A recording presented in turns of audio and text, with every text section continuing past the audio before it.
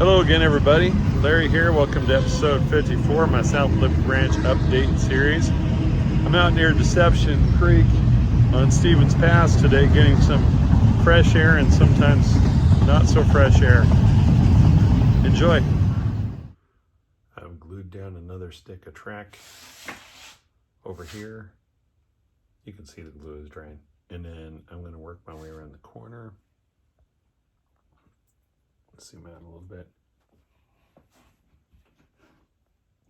I cut a pad for the curved turnout that's going to be over here that will lead this other piece of track that's just sitting there right now and is not in proper position, of course, to the intermodal yard that'll be down here. At least that's the current plan for what I'm putting there. You guys may recall from an earlier episode that there's going to be a chemical plant on my layout, and it's representative of a chemical plant that's just south of Alma, Washington. There's some very kind of unique stuff there, like this building that you see in this picture with this outdoor metal stairway, and I very much would like to replicate that on my layout. What I'm finding is that the already made outdoor steps are not really designed like this, of course. So I feel like I'm having to make a number of compromises to try to get this thing done in my lifetime and still try to get it look somewhat like the real thing. So here's a railing that came with my Faller chemical plant, with a piece I'm going to use for this, and it's going to go there, and it's going to be painted gray because the real one's not yellow. And then this is a whole sprue of parts, and I may use the stairs that are right here, or I might use the Plastruct stairs. These are a little bit wider than the Faller kit stairs, and I kind of like that, and I think it'll still work with that railing, so that'll probably still work. And then I'm making this framing out of some 1/8 Plastruct I-beam, and I'll probably get it about 7 scale feet standing off of this. Now, if you when you looked at the picture, you might have noticed that there's some seams in the building, and this is just one.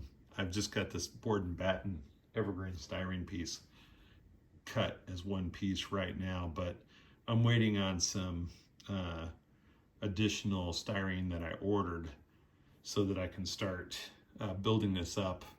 And because you also saw some louvered, I would say, vents in that picture, and in order for those to look somewhat right, I think it needs to be a little bit thicker than the 040 that this is. But I'm going to have to kind of hold off on this one until I get some of that stuff. I ordered it. I don't know when it's going to be here yet. I spotted these new Atlas streetlights at a local hobby shop, and they're $13.99 is a lot less than some of the others out there. So I thought I'd purchase that and try them out. Atlas says they've included resistors for installation. Let's see. So the resistors are not installed. Now, for some people that might be annoying, but not for me, because I'm already setting up a resistor for a number of LED lights that I have on something, so I can try that without that. So the documentation doesn't say what size hole to drill, but I kind of compared it to a bit, and it looks like it's a 1/16. And then, so I drilled the hole, and well, I'm looking at it and I'm thinking maybe I didn't get it perfectly straight up and down, but for the purposes of this experiment, I I think that's okay. I'm going to turn it here a little bit. And yeah, I think that's gonna be quite suitable for some of my street lights. Cool. So these Atlas street lights come with LEDs, of course, and then they've got a resistor in the package which is not connected to the light. And that's fine. But one of the things I discovered when I was looking at this is that the hole that I need to drill for that fits really well for this is about a 1/16, and that resistor is much bigger than the hole, so I can't just solder this on the end of the wire and tuck it through the layout unless I want a much bigger hole, which I don't really want that. So the other thing is that while the standard should be, it's probably by the standards. Every once in a while I found out that red doesn't necessarily mean hot. Black can sometimes be the hot wire. So I got up my LED tester and connected the lamp up to my LED tester and verified the red is the positive. And I took out my ohm meter and checked the size of the resistor. I mean, you can read the bands. I have to look that up every single time I do this, so I just took out my ohm meter and tested. It's about 1,000 ohms. It's really close to that.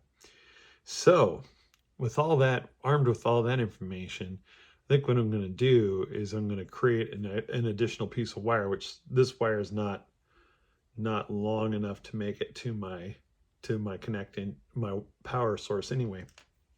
So I'm going to add the resistor to another long piece of wire, and then have a little kind of a terminal block that I've used before. I'll show you guys here in a minute to that, and then connect this to that. That'll make it easy in case I need to change or move something.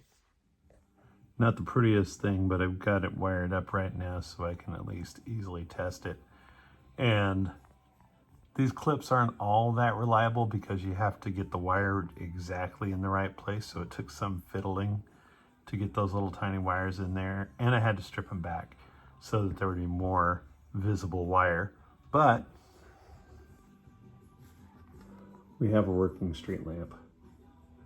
And that's a good color. So I'm going to go ahead and install a couple more of those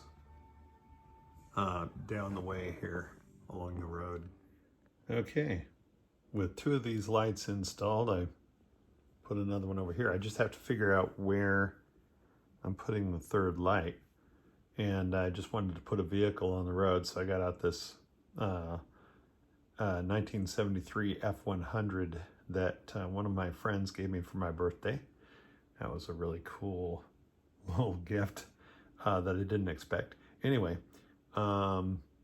so I think this is looking pretty good. Like I said, I just got to decide where I'm going to put the 3rd lamp. I'm thinking maybe I might put it over at the corner of the parking lot over here. All right, so this is a fun part to lay because I got to go into a corner, and then I'm going right into a turnout over here. And what I decided to do was, because I've got to end, this track is not long enough to go all the way through the curve and make one nice piece, which would be nice, but that's not the way it's working. I decided to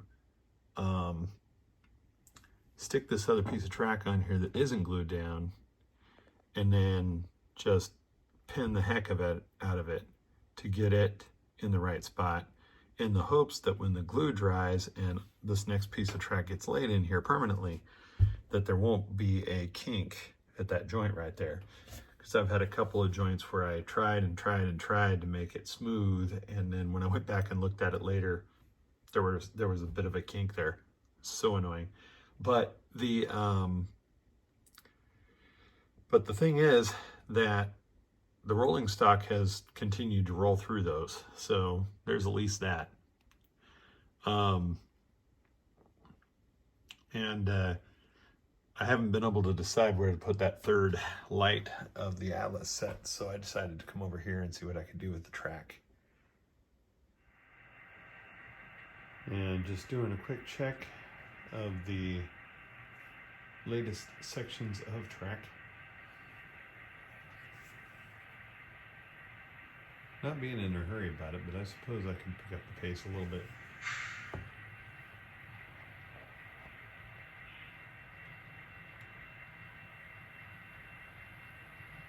I'll just have to be careful towards the end here, which only got about another 3 feet there before I run into the end. Where track ends now on the inside lower, like right there. That looks good. Well, guys, I think that'll put a wrap on episode number 54. Until next time, stay safe and have fun with your trains out there. Talk to you again soon.